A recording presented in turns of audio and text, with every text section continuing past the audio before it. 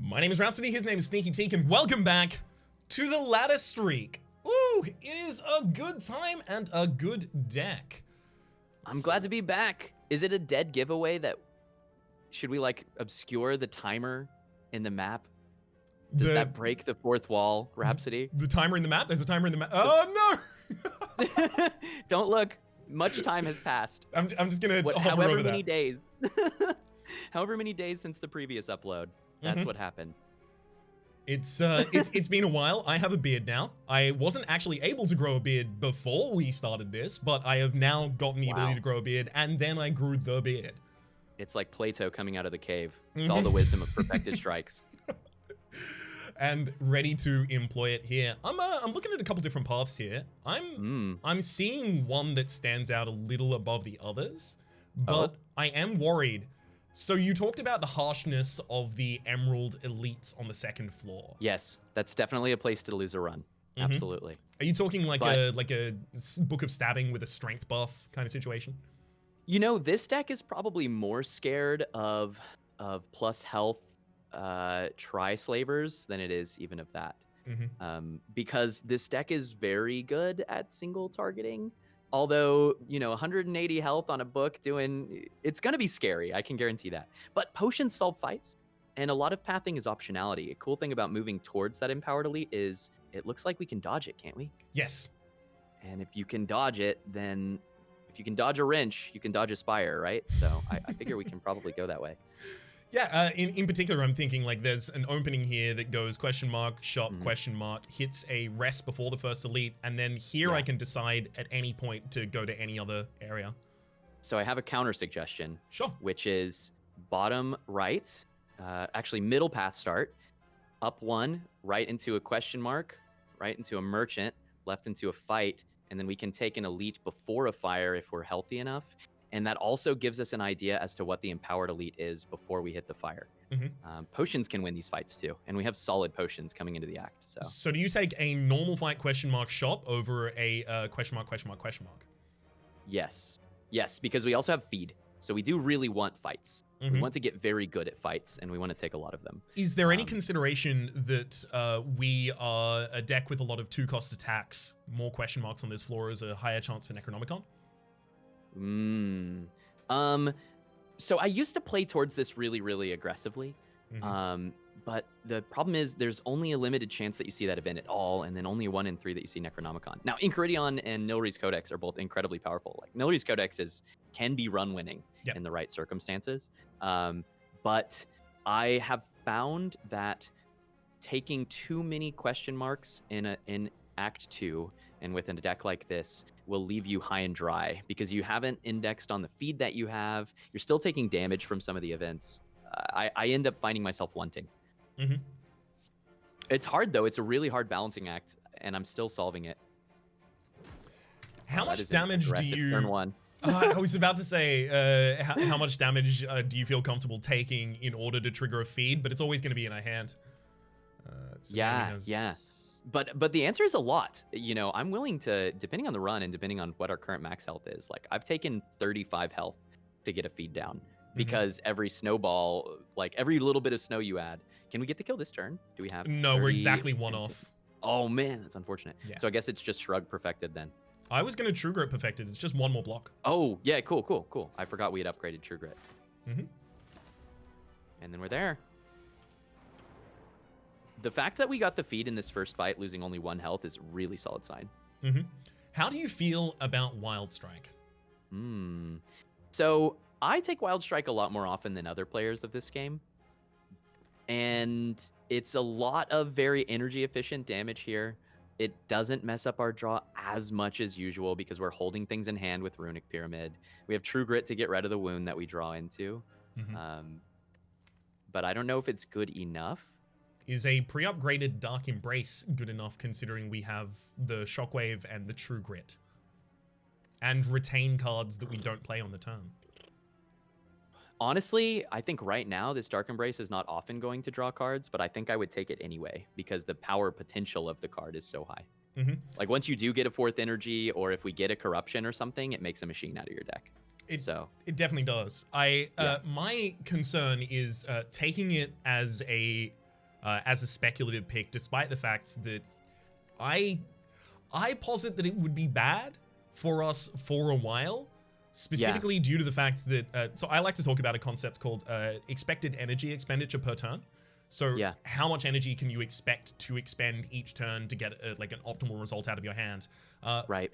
But because we're going to be retaining every card that we don't play, the energy expenditure per turn for an optimal turn goes up constantly with the more cards that we draw.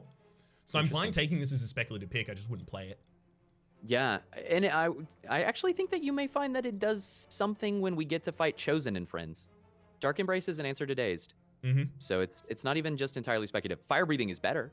Like fire breathing. I actually really like this fire breathing for what it's worth. Wow, really? Okay. But it has one major problem, which is that fire breathing is on a list of cards that makes it very hard to consistently land feed.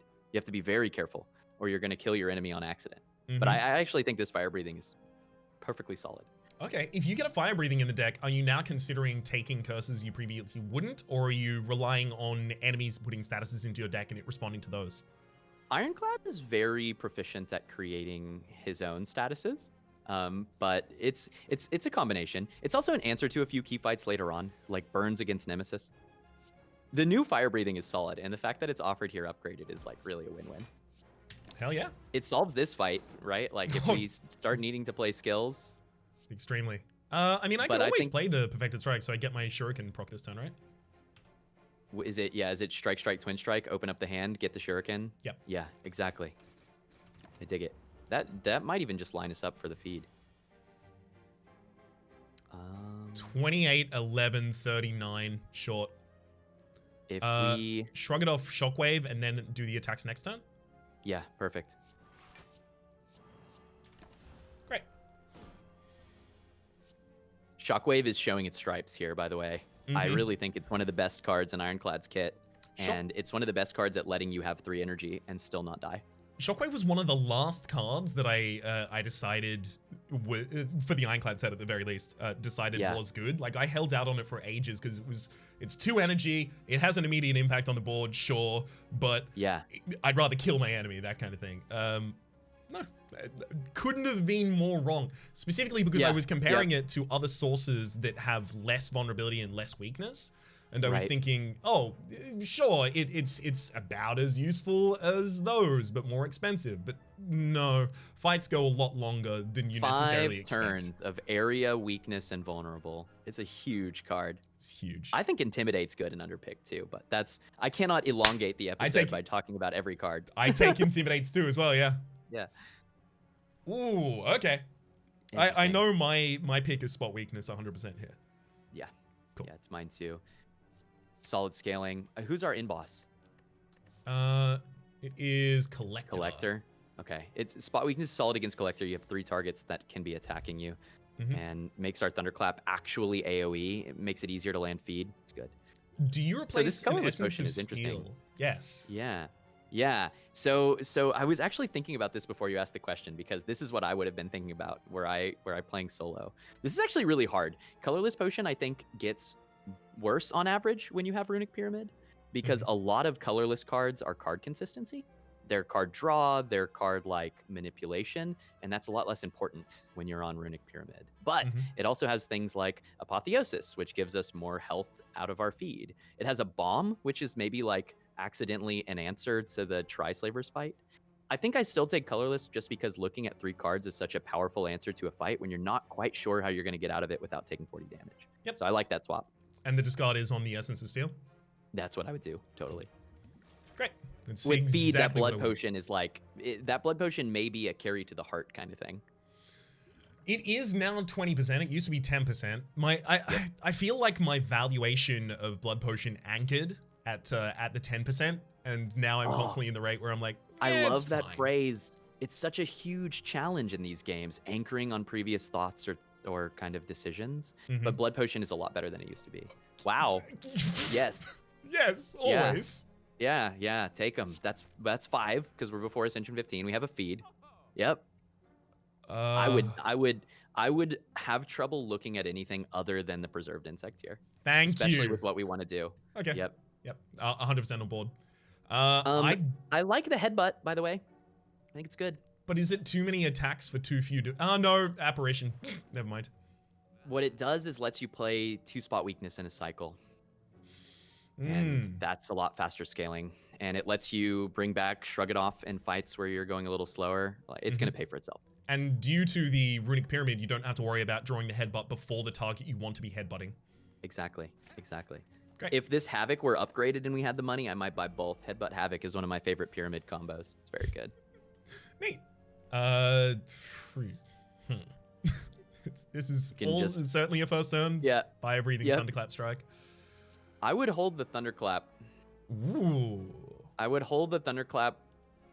Well, I guess you have Akabeko this turn and it opens up. My consideration was spot weakness to get more out of it, but that's a waste. Yeah, we should use our energy. I agree. Yeah, cool.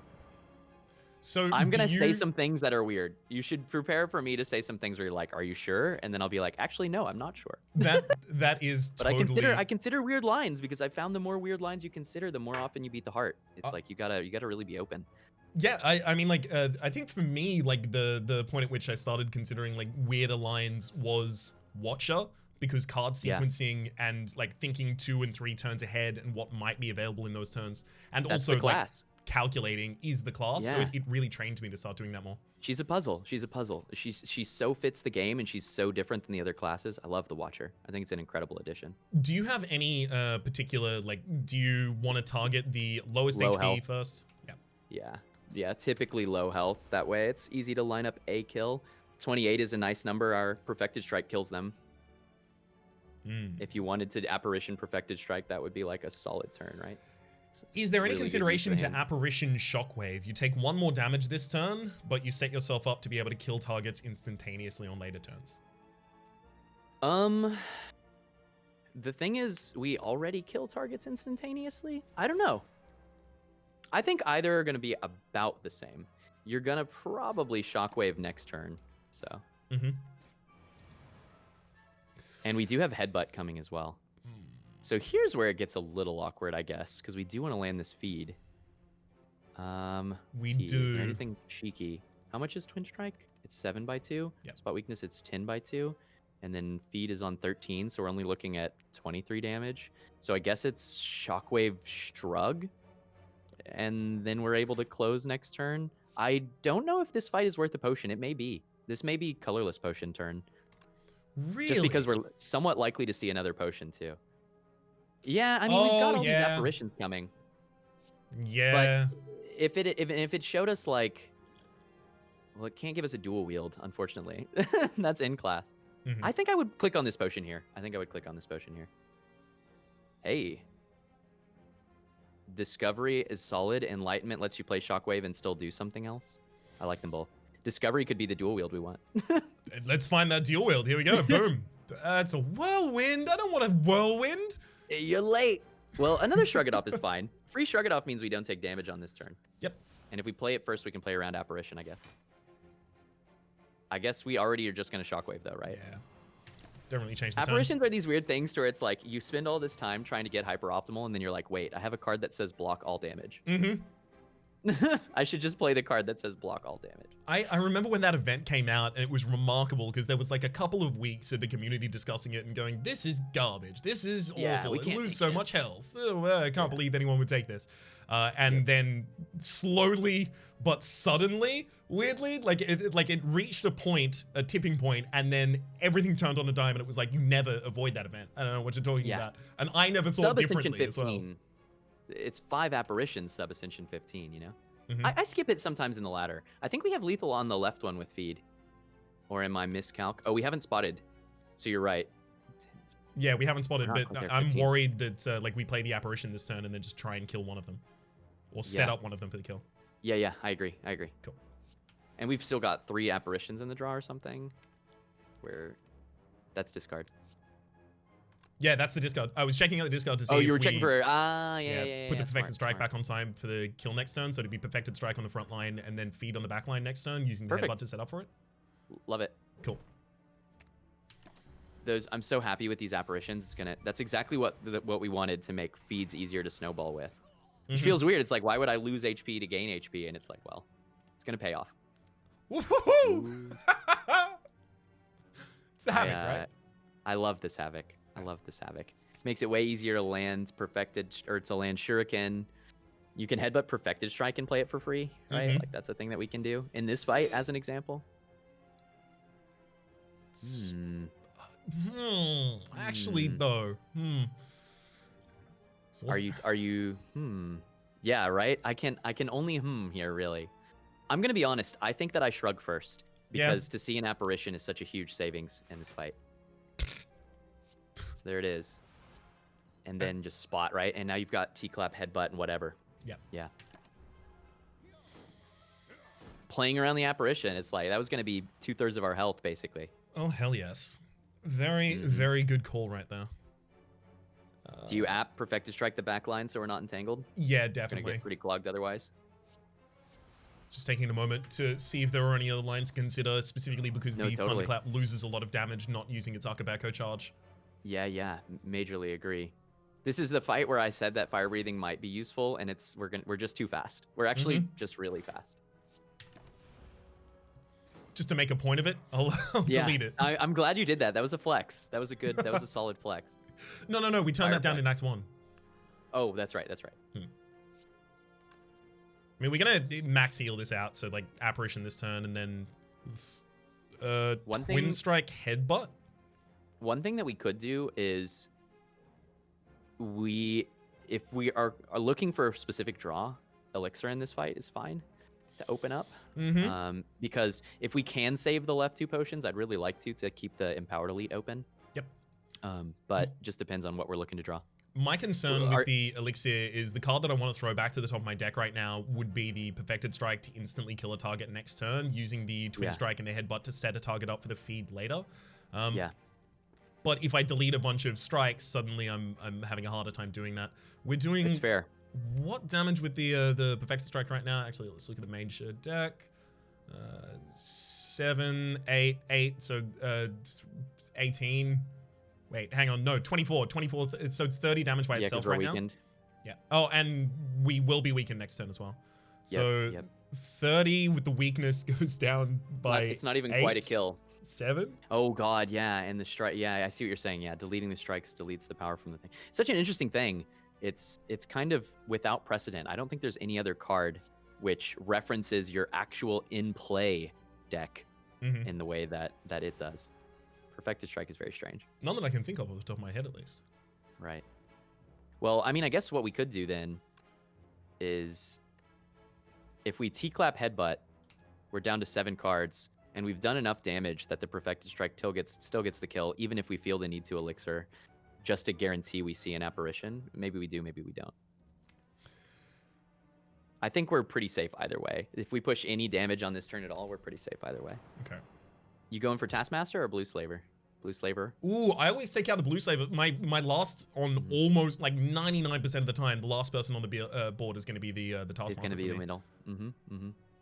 Sometimes super small decks or decks that get clogged too badly don't do it, but I don't know. I'm not taking a heavy backseat because honestly, we have a lot of room for error in this deck right now. Is I guess how I would put it. I didn't need to do that. It's all good. We're never going to take more than a couple points of damage, and we're going to just snowball like crazy. Red Skull, cool. It was optimal because you were setting up for an easier Red Skull. Oh, click that armament stuff. Yeah, hell yeah. Sweet. That's apparition saving right there. That is a lot of power in this deck. One of the biggest considerations there is obviously the Runic Pyramid means that you can hold the armaments until it upgrades a full hand for you, but also those apparitions being held is so important because, like, you know, you'll have it ready for the Hyper Beam turn. You'll have it ready for the 60 damage turn by the heart. It's Collector turn 4 right now is the turn that we're solving. Post debuff Collector. Need an answer for how you're going to block through that turn because we're going to have to live through it. So I like the spot upgrade. Okay. Yeah. Cool. I like the feed upgrade too, but usually we're waiting on that and we can armaments it anyway. So I think if we didn't have an armaments plus, I would have upgraded feed there, I think. So because we have the apparitions, are we confident enough to go? I mean, we're definitely going question mark, right? Are we? I would take 3 fights. I would take 3 fights. I would go the hard left path because it gives us the option to take or to dodge the empowered, and that's 3 more feed procs. This path also gives you the ability to take or dodge it. True. Yep, you can dodge it a little earlier, and you can even exchange it for an alternate elite. It's definitely true. This is going to be one of those places too. This deck is not currently borderline, but my heart experience, and this was something that you said to bring in, right? Yes, from please. fighting the heart a lot, is that if there is one thing that we can double down on in this deck, which I can guarantee gives us the capacity to beat and live through the heart fight, it's having more health. And all of these fights are going to advance our rare offset. All of these fights show us more potions. All of these fights increase our chance to find corruption. Like, this is a kind of deck that just wants to hit things in the face. Mm-hmm. So I'm thinking Armament's Perfected Strike, leaving the Apparition in hand for later, and setting up the Sentry for a kill with feed later. So here's my counter offer. Okay. It's Perfected Strike, Twin Strike, kill the Sentry.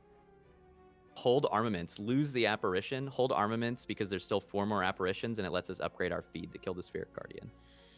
Ooh, that extra 1 max HP is worth that much. I care. Yeah. We're taking a small enough amount of damage next turn that we can almost block it with the Armaments anyway. We have enough Apparitions that we'll find an out. Heck yeah. Would you Apparition spot weakness or just shrug it off spot weakness? Yeah, I think it's Apparition spot weakness. Sure. Great. We're in. Let's get another Apparition out there for this turn. True Grit the fire breathing, or do you not care about block this turn anymore? I'm definitely going to play the Apparition for next turn too, since that one's not upgraded. Good point, well made. I might True Grit fire breathing here, but I'm inclined to also get damage down. True Grit fire breathing gives us 2 draws. Yes. Yeah. That's pretty good. Cool. And we killed the Sentry before Dazed, so we're not getting value out of that fire breathing here. Mm-hmm. It might end up being dead weight the whole run, but I suspect it'll pay off in like 1 fight, and then it'll be worth. We might want the Perfected Strike back just because HP. There's a Havoc in this deck too, right? Where is it? There is. Down there, apparently. Too bad. I might hold to do the Headbutt then until we see the Havoc. If we don't see it, we can Shrug next turn to find it, and then you can Headbutt Perfected and play it for free, which might give us a kill on So next go turn. for the Shuriken trigger this turn with like a strike. Yeah, strike. Ba-da-da-da-da. Yeah. Oh, we don't have as much draw as I thought. Oh, but we found the Havoc. Perfect. Okay, so... Bingo. Easy. Bingo. Are we still taking Twin Strikes? I wouldn't. I would take this unupgraded Warcry. Ooh, to put something that you want it's played one with more a Havoc thing on top of your deck? to Havoc with, yeah. And we're overdrawing anyway, like universally right now. It's just card manipulation, right? Mm-hmm. So just this one for more options. Sure. Nice war paint. That's a Sapphire key, isn't it? Well, I think we have Armaments Plus. You're right. You're right. Sure. It's a key. Sure. Yeah. I'm just always I honestly I would have clicked on Warpaint there and I shouldn't. Just because our upgrades are usually worth so much that it's hard for me to turn that upgrade down. But no, you're definitely right. Apparition, spot weakness, or defend. Well, we still get the 2. One thing about the Ironclad that I constantly think is like I have 6 free damage every fight. That's right. Cool. And that's placed so nicely with Apparitions too, right? Extremely. This sets us up for nicely. like a Shockwave Thunderclap next turn or something. It didn't happen, but we can imagine that it might have happened. I'm looking at Perfected Strike Apparition again as a setup play for a feed. In that case, I might just double Apparition and effectively skip the turn. Ooh. Double Apparition. Just because a full extra turn of value. But I like, and also that opens the hand, right? Or yeah, maybe play out the defend before it's making days or something. Yeah. Clever. Yeah. And then we're still in a position to Perfected Strike next turn if we want. Ooh, is it Perfected? Well, I think this is Perfected Apparition. Is it not Perfected Headbutt? B. Yeah, and then we have Perfected for the back line. That's pretty nice. I will probably overplay into the Havoc, just partly because I am. Aren't there like 3 different names for 3 different types of Magic players? There's like Timmy and Yes. Spike and Timmy, Spike, and something. Forgot the other one. Oh no. I don't know them either. Honestly, in this way, I have failed as a gamer, I'm sure. But I definitely have tendencies of the one who likes to set up combo plays. So you'll have to forgive me. I will overplay into those sometimes. Timmy, Spike, Johnny. Is that what it is? Yeah, Johnny. Nice. Yeah. Anyway, either of these lines wins. Okay. It's also hard for me to turn down the like 1 free turn. Mm-hmm. Warcry there lets you land that perfected for free, by the way, if that's something you'd like to do. That's where I'm looking. We are hexed, I guess, but we're also sitting on quite the large hand.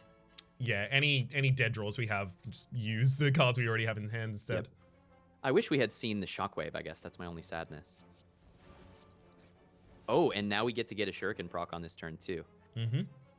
And I think that sets us up. I would full in on attacks here.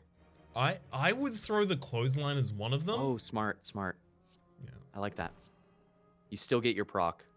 Yeah. I think I strike there just so you have the strength for the twin strike next turn. Yeah. But I don't think it's gonna matter. It's strike. Or is Arma strike better? So strike is 28 damage. Armor strike is 3 extra on each of these, 22. So it's 8, but then the 6 feed less. is upgraded now.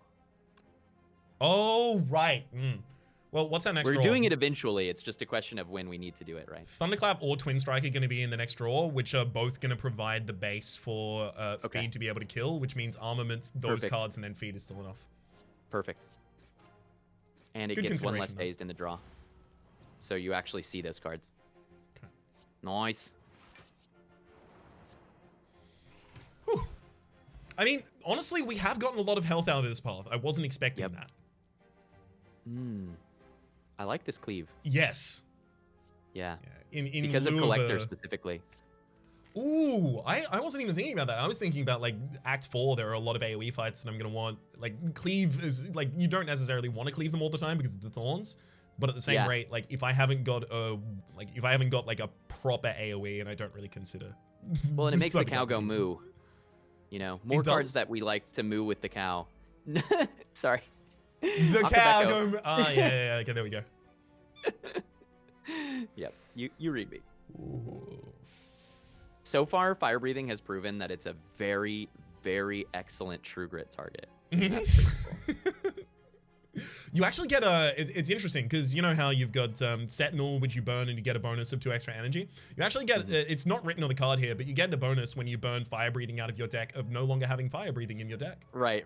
That's right. Do you ever draft fire breathing? I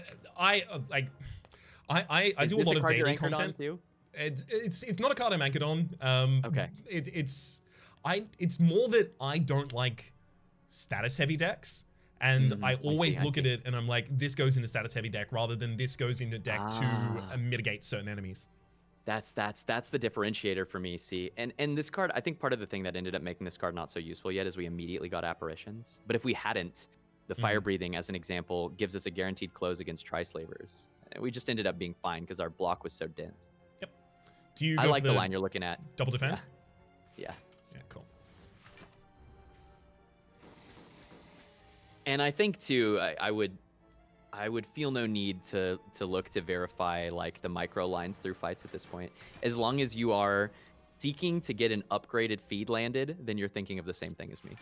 Cool. That's all that I'm thinking of. Yeah, I'm going to be doing that constantly on it. If 9 damage is significantly less than the previous. We don't need to throw anything to the top of the deck though. Just do the 10. Yeah, we're just going to get there. Great. Hang on. Yep, malleable. Here it is, rearing its head. There we go. I cannot believe the feed's so good. Do you care much about fairy in a bottle? This is where the potion picks get weird and where people tell me, Teak, you're supposed to use more potions. I do. We have a feed Fairy in a Bottle lets you like face tank a big hit. If we have a bad draw against Collector, it could save us. It lets us take more elites. I'm gonna have trouble dropping this elixir because it's actually like really solid with Runic Pyramid. But we didn't take the Dark Embrace. We don't have the other cards for it. We seem to be doing okay. We do have the True Grit. I would probably drop elixir for Fairy here, yeah. Okay. Or I could be convinced as well to drop the Blood Potion for Fairy there, just because we are usually not taking any damage, and then when we are, we're like dying, right?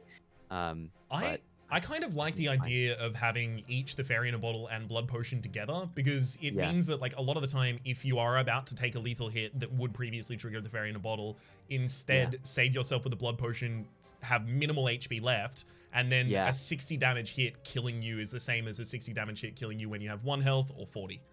Yeah, big agree. That makes sense to me. Another Shrug? I'm going Shrug or True Grit. I might... Oh, geez. So at this point with this deck, I'm thinking pretty far forward.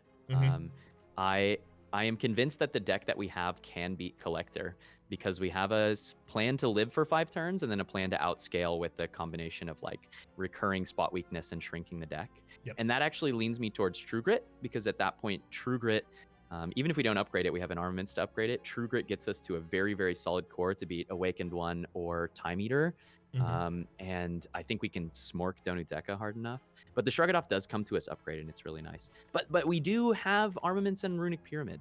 So I would take Shrug if I was mostly trying to save more life for the next 10 floors, and I'd take True Grit if I'm looking to start to build more towards the deck that beats Act 3.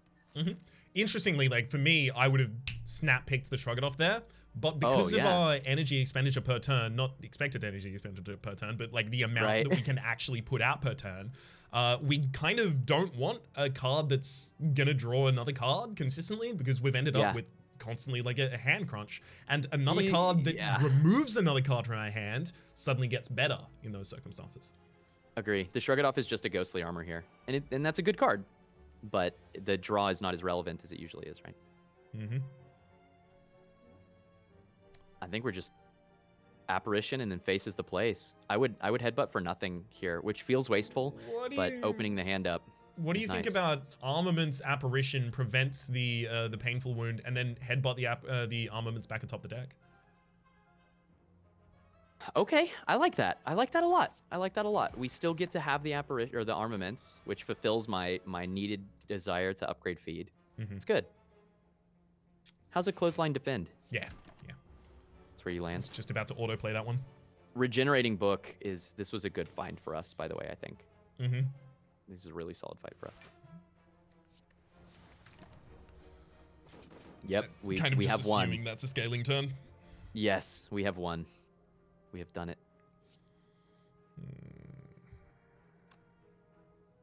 I might take 15 here to go triple hit. Okay. Just because it reduces the variance by a lot. And we do have to stay ahead of the regen, which is like, it'll creep up on us. Yeah, the thing that I keep forgetting about the regen is I look at it and I see the symbol and I'm like, that's 15 health. Yeah. Oh god, the regen potion. I see. That's funny.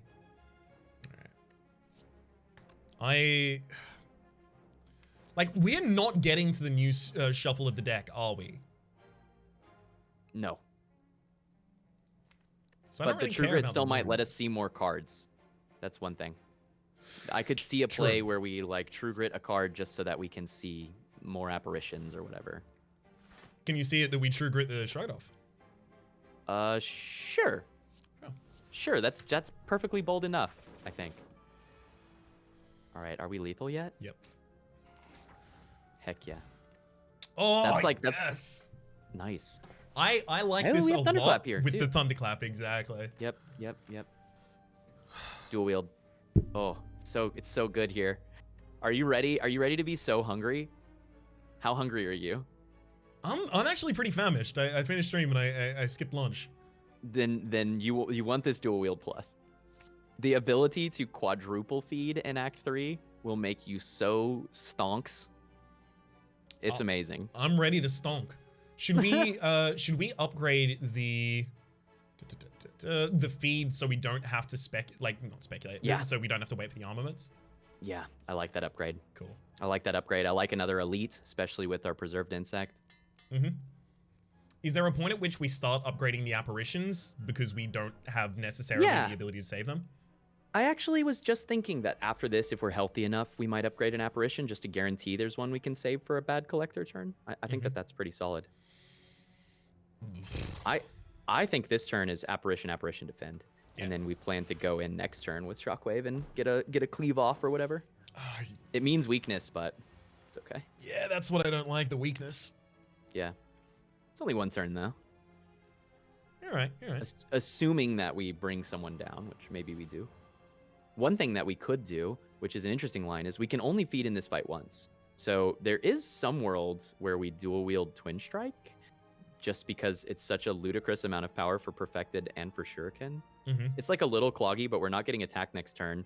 Having more Twin Strikes in hands guarantees that we can kill both of the front line next turn, but I don't know that it's necessarily good. It's a little cheesy. It might be good, it might not be. Is there a consideration for preventing 5 damage and getting the fire breathing out of hand, limiting the size of the hand? Sure, in this fight? Yeah, sure. Cool. The other thing that we can dual wield in this fight actually is cleave. That would give us a nice close. Yeah. I like that line. Oh, I think Thunderclap is already lethal on those. Yeah, spot weakness, apparition, Thunderclap, and we don't even have to apparition, I guess. Yeah. We can just do more damage. I like that. Should we dual wield the Twin Strike then Thunderclap? Set up for next turn, just like ruining the Gremlin leader? Heck, dual wield the Thunderclap. We've got a champion belt. I mean, we shouldn't be taking 5 more turns, to be clear. If this takes 5 more turns, we die. Exactly. That's what I was thinking. Like, if I wouldn't dual wield because I want to see apparitions. Yeah, I would. Okay. I would just play 2 attacks, I think. Cool. Yeah. Oh yeah, and also this enemy has no health. So none whatsoever. When your enemy no longer has health, you have won the fight. How do we? Oh, nice. There you go. You just have to know that it's on the top of your deck. Of course it's there. You just have to believe. Yeah. Believe in that heart of the cards. Oh my. Oh goodness. I'm like in an embarrassment of riches right now. Okay. Recently on stream, I had a run where we put 3 feeds in the deck and then took on the heart with 190 HP. Now we have a dual wield, so we don't need to do that. But this card does exhaust, and it just does a decent amount of damage. It makes it easier to land a feed earlier. I don't really want any more Perfected Strike. I don't think this deck cares about that anymore. Yeah. The pummel is a thing, and skip was a thing there too, but 2 feeds makes it easier to get to quickly. Like, ooh. Pummel is a consideration of mine there because you get to hold it in hand basically until you want to play it. We have the spot weaknesses scaling, and one of my like ideal directions for this deck, because we've got the headbutt as well as the runic pyramid, would be getting a limit break. Yes. Yes. Okay. This deck will limit break so hard. Come on, Collector. I know you're holding it. Don't hold out on me. Give me the limit break. I'm definitely holding Shockwave for the minions. The question is... do we want more Twin Strikes? Yeah. Yeah. Or is it... This might be... so something that I have come to learn is that Runic Pyramid allows you to not worry as much about using all of your energy or worry about like getting the best possible out of your hand, just because holding good cards is strong, right? So like it would be okay for us to just go, as an example, strike Twin Strike on this turn to open the hand up, and I think that would just be fine. Being able to dual wield cleave is solid, and if we end up dual wielding the other Twin Strike, that's solid too. Cool. And the other one's upgraded as well, whereas this one isn't. Right. Feels shock Parition. Shock Parition? I could Shock Parition. Yeah. I like it. I'm also thinking of like just shrug. No. If we draw another apparition, that's a little awkward, right? Yeah. What I really want is to have armaments to those apparitions. That's the ideal. Because we don't really need them now. This turn, I guess. All of the apparitions are going to come out before we start getting to the actual big hits. Yep. This is okay. I hope we see a Fiendfire, I've decided. Oh, yeah. Runic Pyramid Fiendfire. Great finisher. Mm-hmm. Can we, how often do you Hail Mary this Havoc? What's in the deck? I worry that that will kill either the spot weakness or the perfected strike, and I'll be sad about it. Yeah, the perfected strike actually I would be okay with. The spot is a pretty brutal one. At least it triggers though. Yeah, the spot is guaranteed to trigger. We'll be on 3 strength, which is really non-negligible. Like, it's a lot of strength, and we have Shuriken going from there, and it gives us a chance to get a Shuriken proc now. I think I would do it actually. Okay. I think I would just play this Havoc, and that's a fine outcome. Goodbye, fire breathing. Farewell. Is that ever gonna do anything in this run? It might not. It might not. It might be the type of investment pick that never does anything. It might not. Just 2 basic strikes against the Torch Head. Sure. Mm-hmm. This deck is not far from a deck that would just ignore the Torch Heads and push down Collector, but I don't think we're quite that deck. I think we're close. Wow. Are you okay with wasting? I would feed. Yeah. Heck yeah. The only concern is that Maui might get the double resummon next turn, but I'm okay with it. Okay. Do you... 1 in 6. Well, we have Warcry to adjust things or whatever. I would actually rather have that apparition for later anyway. I think that I would be looking at Clothesline Shrug It Off this turn, and if we reveal apparition, we can Warcry it back on top of the deck to protect it. Good. It's like a solid block, some decent damage. Yeah, I wasn't thinking about the fact that we can throw it back to the top with the Warcry. Yeah. I was thinking Protection. that was going to lock us in. We're at Ascension 1, so we get a full heal. At a higher Ascension, I would be a little worried about face tanking 23 damage at this turn. But I think that since we are on Ascension 1, that I'm pretty confident in a Thunderclap Strike, Twin Strike. Push damage, get a Shuriken proc. We're more likely to see Apparition next turn in case Collector's very angry. And if they decide to make some more people, then we're fine too. My big consideration in that direction is that I wanted the Red Skull active. Oh, true. Yeah, good point. Take a little damage to make a little more.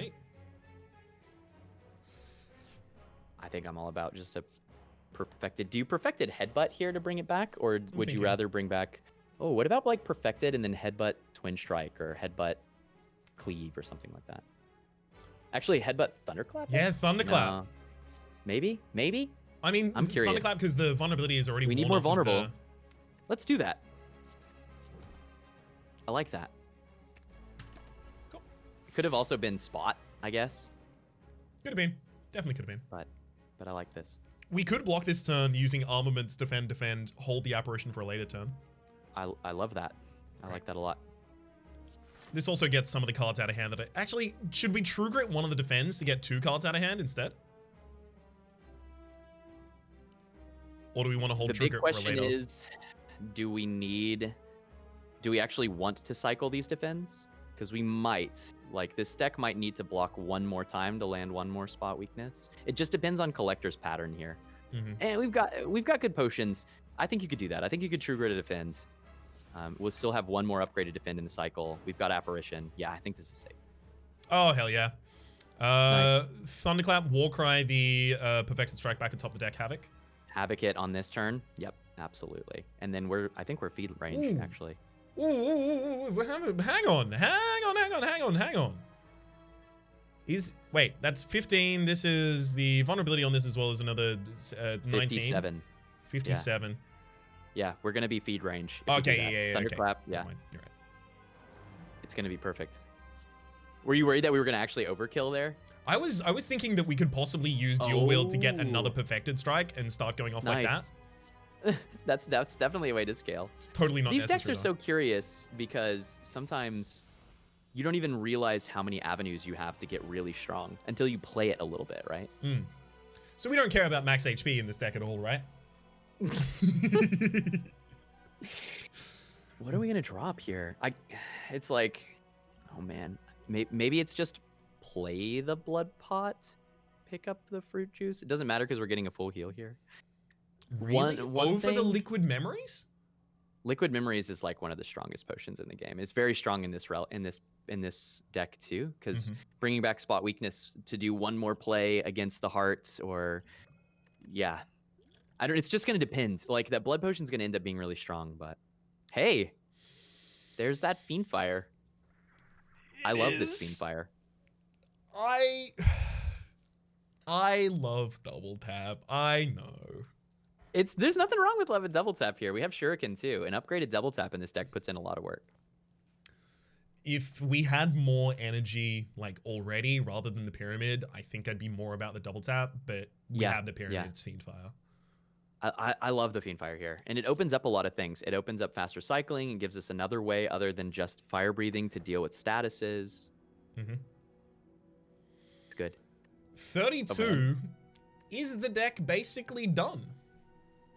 I think that I would have clicked Philostone here because we want to take so many fights with feed that taking Philostone gives us a chance to find like a disarm and a second wind, and that's enough to block that damage and then some. That like makes us win the heart fight. But I take Busted Crown very, very low. Ooh. See, my consideration there is like, obviously I don't want the heart to deal 12 more damage on its multi-strike. Sure, totally. I completely agree. My suspicion is that, especially since we're taking fights aggressively with feed, that we will more than make up for that with better mitigation cards. Ironclad has like a couple key cards that are ludicrously good at mitigating damage, and I still would like to find them. This deck that we're running right now, if it doesn't get to 180 HP, it can definitely lose the heart fight. But a couple more cards and we can win. That is going to be an amazing time when it's like, cool. So we just started this ladder streak. We've lost on the first run. That's season 1 done. Hopefully I've done it. I've lost on Ascension 1 in the ladder streak. The heart is never easy at any Ascension. Never underestimate it. Well, for the moment though, that is the end of this video. In the next video, we will be bringing you Act 3, and I imagine probably also the heart, because the heart itself... Actually, is the heart itself going to be like a huge... How long do you usually find your heart fights are? It depends on the class. This deck is not going to spend very long against the heart. It's either going to win or lose fairly quickly. But I've had defect runs as an example where I fought the heart for over 30 minutes. So you can see a huge range. Excellent. Well, we're going to be seeing that range, likely, in the next episode. So, hopefully you've been enjoying yourselves. There's a playlist in the description down below with all the content on this game, past, present, and future, as well as the series past, present, and future, and all of Sneaky's details, where you can find Sneaky and what he does. Thanks for having me. Looking forward to it. No problem. Hopefully you've been enjoying yourselves, and hopefully we'll see you next time.